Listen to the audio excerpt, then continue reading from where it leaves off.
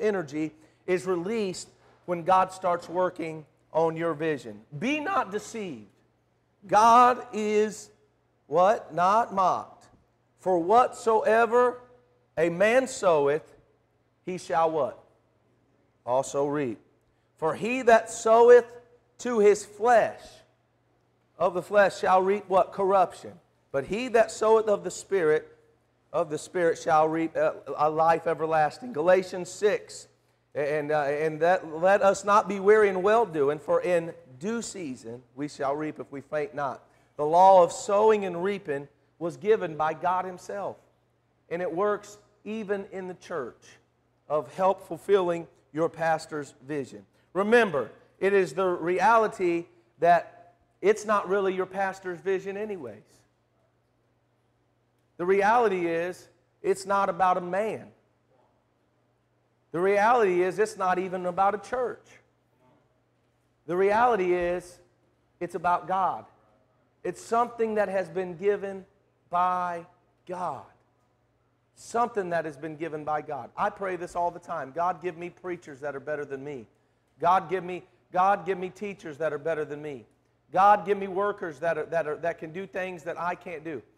A true, and I'll say this, a true man of God, a true pastor, and a good administrator will realize that the things that you're not skillful in, you surround people that are skillful in that. And that's hard for some people to do sometimes because it's hard to admit that other people do things better than you. But listen to me. There's always going to find somebody that does something better than you. You're always going to find somebody that does something better than you. And if you think that it can't be done without you, I guarantee you it is. God's got some drunk laying up under a bridge somewhere that can out-preach or sing or do anything we got, and He can call them to do it. God is not privileged because He has us. We are privileged because we have Him. We think we're doing God a favor by getting up and preaching the Word of God. No, it is an honor and a blessing that God has called us.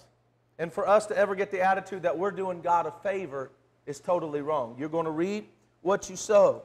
You have to be secure in what you do and surround people that are good in areas that you're weak in. Because why? It makes a team. It's about the work of God. It's about the ministry. It's about doing things that God has called us to do. If you sow, then you shall reap.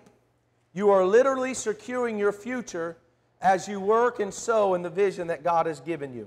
And number 3, my last point, is how do you secure your future? You secure your future by serving. By serving. You secure your future by serving. I'm going to say these 2 quotes right here, the most important things that I've said this whole time. I don't see, I should have brought a thing to pass out. I didn't. If you have a pen, you need to write it down. If not, that's fine. But listen to this, these 2. The time and the money you sow into your pastor's vision, it leaves your hand, but it never leaves your life.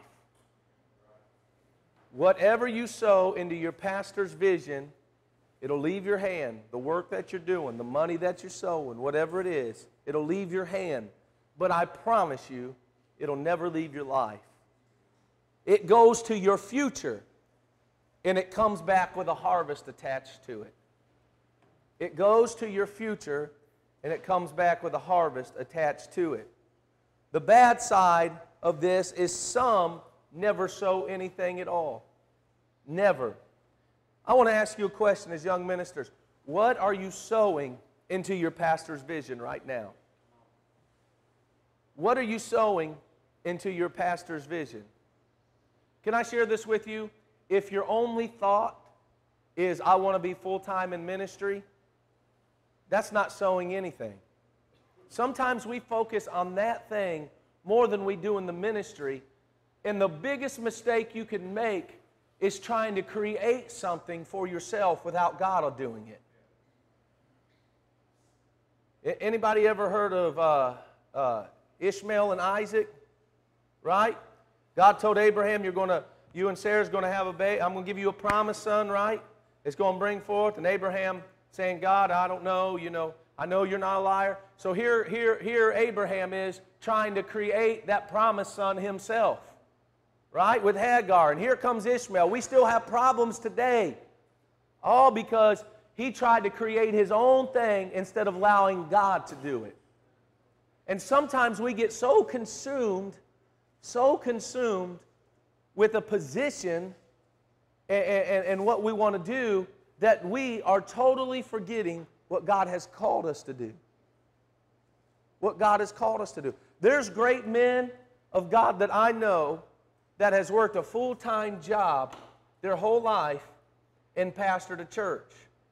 Now, I wish everybody could be full-time. I'm thankful that I'm able to be full-time. But does that mean they're not successful? Not at all. Because we try to act like success is, well, if I can have 500 in my church, or if I can pastor full-time here, if I can get this salary, I can do it. I know people that don't have a job and want to be full-time, don't have a job, that want to be full-time in the ministry, and they don't do any more than they did when they had a job. Come on now. You guys are young. You guys have strength, vitality. You have strength that you can do things for God now while you're young. And we ought to, and do it with all of our heart. I love what Pastor Tim said. Pastor Tim Bartee come and spoke at our Christian Christmas banquet we have in our district. And I loved what he was preaching that night. But he said that when he was a young boy, he said sometimes he'd be the only one in his class, and he would have a teacher that no matter what, he'd put that chair up, put his foot on that chair, and he would preach to him. He had an impact on his life because he knew that and that's how we should do it. We should do it like, if we was to get excited about preaching something that was big, we ought to do what we're supposed to do that the pastors has asked us to do with all of our heart, like it's the greatest thing that we can do. Why? Because we are literally investing into our future when we invest into a pastor's vision. I can't say it enough. But just think of needing something from God in the future, and all that harvested is scraps and leftovers and nothing when it comes our time, when it comes our turn. That's why Paul said in Galatians 6:7, be not deceived. That's what he was trying to tell. Some think because they're working good right now and the bills are paid and everything's going fine, that there will never come a reaping day. But there's a day that's going to come, and there's a reaping day that's going to come. It comes in ministry, it comes in life. Because the Bible says in Ecclesiastes 8:11, because sentence against an evil is not executed speedily. Therefore the heart of the sons of men is fully set them to do evil. And Saul also went to Gibeah, and there went with him a band of men, whose hearts God had touched. But the children of Belial said, how shall this man save us? And they despised him, and brought him no presents, but he held his peace. That's in 1 Samuel. Often we think that God does not see what we are sowing or pay any attention to what we're given. Everyone comes to a season in their life when a supernatural harvest of God is needed.